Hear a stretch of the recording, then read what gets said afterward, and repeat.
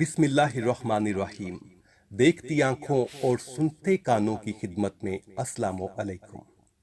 یہ حکایت اخیال علوم سے لی گئی ہے۔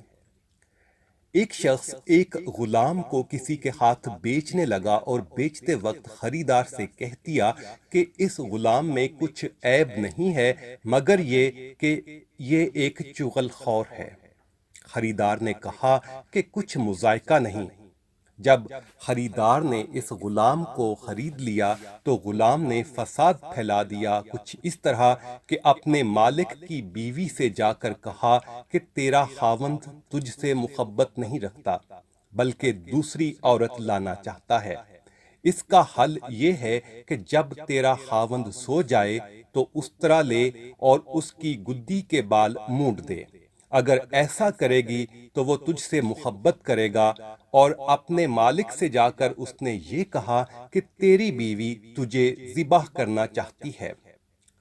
ایک روز غلام کا مالک یوں ہی آنکھیں بند کر کے لیٹا ہوا تھا کہ وہ عورت غلام کے کہنے کے مطابق ایک استرا لائی۔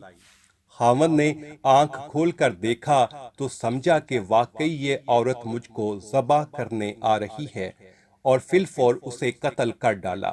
جب یہ خبر اس کے وارثوں تک پہنچی، یعنی عورت کے وارثوں تک پہنچی، تو انہوں نے اس آدمی کو مار ڈالا۔